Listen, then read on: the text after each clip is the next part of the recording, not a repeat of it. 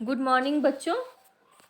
आज हम लोग पढ़ेंगे पाठ 8 और पाठ का नाम है हिंदी विश्व शांति की भाषा है। यह जो पाठ का नाम है यह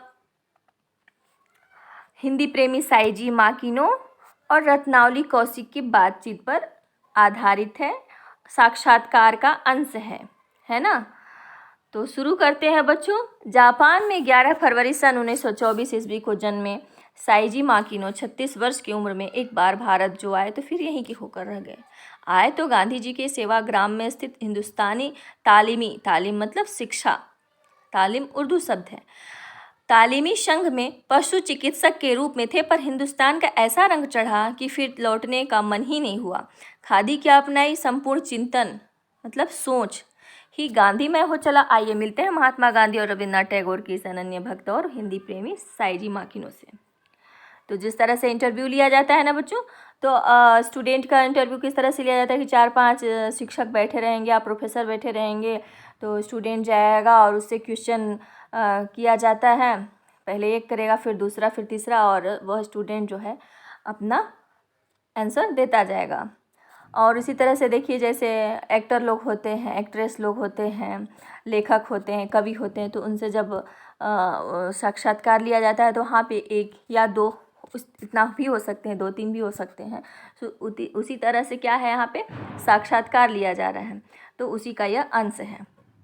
तो उनसे प्रश्न पूछा जा रहा है, भारत आने के पीछे क्या विशेष उद्देश्य था। उन्होंने कहा, सन 1958 की बात है, मुझे फुजुई गुरुजी ने वर्धा स्थित सेवाग्राम में आने का आमंत्रण दिया।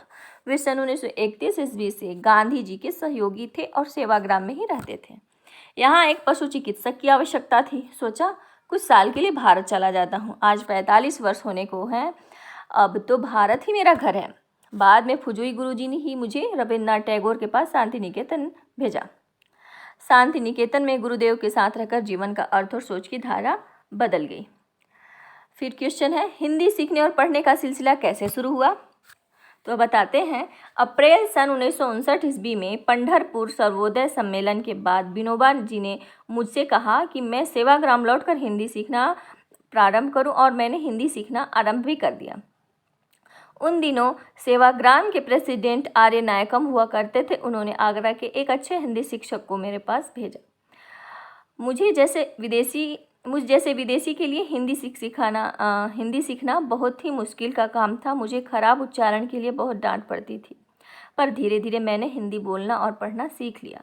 मेरी पत्नी युकिको को, जिसे सेवाग्राम में सुजाता नाम दिया गया था, हिंदी सीखने के लिए वर्धा राष्ट्रभाषा प्रचार समिति में भेज दिया गया। 6 महीने तक हॉस्टल में रहकर हिंदी पढ़ती रही। शायद जापानियों में वही हिंदी की सर्वप्रथम छात्रा रही हैं। फिर से प्रश्न है, सेवाग्राम में रहकर तो आप चरखा चलाना भी सीख गए होंगे। उन्होंने कहा, सेवाग्राम के गौशाला में इतना काम रहता था कि चरखे की तरफ ध्यान ही नहीं जाता था। आज मैं चरखे के महत्व को समझ सकता हूँ, बल्कि आज के युग में फिर से चरखे के प्रचार प्रशिक्षण की आवश्यकता महसूस करता हूँ। फिर क्वेश्चन है, गुरुदेव टैगोर का साथ और शांति निकेतन का वातावरण आपको कैसा लगा। वे बोलते हैं कि गुरुदेव के व्यक्तित्व और शांति निकेतन के परिसर के प्राकृतिक सौंदर्य ने मुझे इतना आकर्षित किया कि मेरा कहीं जाने का मन ही नहीं करता था। हिंदी भवन के सामने वाले छात्रावास में रहकर केवल पढ़ता रहता था। शांति निकेतन का परिवेश इतना शांत था कि पुस्तकालय में बैठे हुए आप घड़ी की आवाज़ स्पष्ट सुन सकते थे। मैंने भी पवित्र भूमि शांति निकेतन को अपनी जीवन साधना का आधार बना लिया। समझ नहीं आता कि गुरुदेव के व्यक्तित्व ने वातावरण को इतना सुंदर बना दिया है, या इतने शांत वातावरण ने ही गुरुदेव जैसे महापुरुष की रचना की। जो भी हो, जमाना कितना भी बदल जाए, पर शांति निकेतन की भूमि में विश्व की तमाम संस्कृतियों को समाये रखने की क्षमता हमेशा रहेगी। यहाँ की प्रकृति स्वयं यहाँ की पुरानी कहानियाँ सुनाती रहेगी। इसी भूमि में मुझे पंडित हजारी प्रसाद द्विवेदी जैसे महानुभावों से शिक्षा और प्रेरणा पाने का अवसर मिला। फिर से प्रश्न है, ये बताइए कि आपकी हिंदी यात्रा की शुरुआत कैसे हुई। तो बताते हैं, सच तो यह है कि हिंदी की कृपा से मेरा जीवन चल पड़ा, वरना रोज़मर्रा की ज़रूरतें पूरी करना मुश्किल हो जाता। उन दिनों ग्वालियर में बिरला फैक्ट्री में जापानी तकनीक से एक मशीन लगाई गई। जापानी इंजीनियरों को हिंदी नहीं आती थी और फैक्ट्री में काम करने वाले भारतीयों को जापानी। मुझे बुलाया गया और एक दुभाषीय के रूप में, मतलब दो भाषाओं का आपस में अनुवाद करने वाला ना, और एक दुभाषीय के रूप में मैंने 400 रुपये महीने पर काम करना शुरू कर दिया। यहाँ मैंने 4 साल काम किया और हिंदी में बहुत से लेख लिखे जो विभिन्न पत्र पत्रिकाओं में प्रकाशित हुए। तो जिनको हिंदी नहीं आती थी उनको उनको हिंदी बताते थे, है ना। तो इस तरह से वो दुभाषीय का कार्य किए और 400 रुपये महीने पर कार्य करना शुरू किए थे। फिर से क्वेश्चन है, क्या जापानी और हिंदी साहित्य में कोई समानता है? बोलते हैं कि दोनों का लोक साहित्य लगभग समान है। मणिपुर और राजस्थान की लोक कथाएं जापान की लोक कथाओं जैसी ही है। इसका कारण है कि जापान की संस्कृति चीन और भारत की मिश्रित संस्कृति है। मैं भारत को दादा और चीन को पिता मानता हूँ। हिंदी विश्व शांति की भाषा बने और मैं जीवन पर्यंत इससे जुड़ा रहूँ, यह मेरी कामना है। फिर से क्वेश्चन है, जापान में हिंदी की क्या स्थिति है? उनसे प्रश्न पूछा गया कि जापान में हिंदी की क्या स्थिति है। वो बताते हैं कि जापान में भारतीयों और हिंदी भाषा का बहुत अधिक सम्मान है। जापान की 2 नेशनल यूनिवर्सिटी ओसाका और टोक्यो में BA और MA स्तर पर हिंदी पढ़ाई जाती है।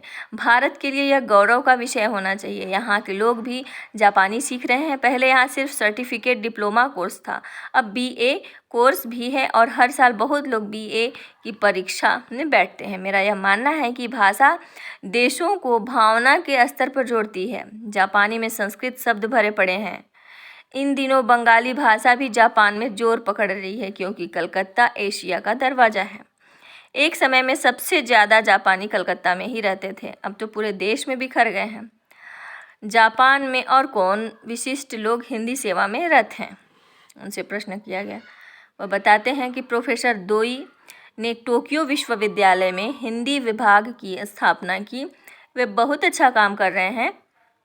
प्रोफेसर तोशियो तनाका ने भीष्म साहनी के तमस का जापानी में अनुवाद किया है। प्रोफेसर कोगा ने जापानी हिंदी कोश की रचना की है। उन्होंने गांधी जी की आत्मकथा का जापानी में अनुवाद किया है। इसके लिए उन्होंने गुजराती भी सीखी। प्रोफेसर मोजोकामी हर साल हिंदी का एक नाटक तैयार करते हैं और उसका मंचन करने के लिए भारत आते हैं। प्रोफेसर साकाता ने भी हिंदी साहित्य पर बहुत काम किया है। आपने भी तो हिंदी की कुछ महत्वपूर्ण पुस्तकों का जापानी में अनुवाद किया है? तो बोलते हैं हाँ, मुझे भगवती चरण वर्मा का उपन्यास चित्रलेखा बहुत पसंद आया, इसलिए मैंने उसका जापानी में अनुवाद किया। इसके अलावा आपने और भी कई पुस्तकें लिखी हैं? वो बोलते हैं हाँ, टैगोर और गांधी, एक तुलनात्मक अध्ययन, जापानी आत्मा की खोज, भारत में 40 साल, पुनर्विचार और सिंहावलोकन जैसी कुछ पुस्तकें लिखी हैं। अभी एक पुस्तक की पांडुलिपि तैयार हुई है। पांडुलिपि वह लेख जिसमें काट छाट कर ठीक किया जाए, है ना। भारतवर्ष में 45 साल मेरी हिंदी यात्रा। फिर से प्रश्न उनसे किया जाता है कि आज की नई पीढ़ी जो पश्चिमी सभ्यता के पीछे भाग रही है, आप उनसे क्या कहना चाहेंगे? उन्होंने कहा, नई पीढ़ी अपनी सभ्यता संस्कृति से दूर होती जा रही है। यह बड़े दुख की बात है। अपने देश को आगे बढ़ाने के लिए अपनी भाषा और संस्कृति ही काम आती है। फिर उनसे पूछा जाता है, लिखने पढ़ने के अतिरिक्त आपके और कौन कौन से शौक़ हैं? आपके कौन से शौक़ हैं? उन्होंने कहा, मुझे जापानी बगीचा लगाना बहुत अधिक पसंद है। जहाँ जाता हूँ फूल पत्ती और पेड़ों के साथ दोस्ती कर लेता हूँ। जगह जगह पेड़ लगाता हूँ। कुछ लोग जापानी फूल लगाने की कला भी सीखने आते हैं। फिर से प्रश्न है, अंत में कोई ऐसी बात जो आप अपने पाठकों से कहना चाहेंगे? बोलते हैं, मुझे हमेशा इस बात का खेद रहता है कि जितना भारत माता का नमक खाया उतनी उसकी सेवा नहीं की। भारत बहुत बड़ा देश है, उसका दिल भी बहुत बड़ा है। दुनिया का कोई देश उसका मुकाबला नहीं कर सकता। किसका? हमारे देश भारत का, है ना बच्चों। तो आप इसे एक बार पढ़ लीजिएगा। देखिए, शब्दार्थ में तालीम का अर्थ होता है शिक्षा, चिंतन का अर्थ होता है सोच, अनन्य का अर्थ होता है अद्वितीय, मतलब उसके समान दूसरा कोई नहीं। परिसर मतलब नदी, नगर, पर्वत आदि के आसपास की भूमि। परिवेश का अर्थ होता है परिधि। रोजमर्रा का अर्थ होता है रोज रोज की। दुभाषीय का अर्थ होता है दो भाषाओं का आपसी अनुवाद करने वाला। जीवन पर्यंत का अर्थ होता है जीवन भर। पांडुलिपि का अर्थ होता है वह लेख जिसे पुनः काट छाट कर ठीक किया जाए। ठीक है बच्चों। धन्यवाद।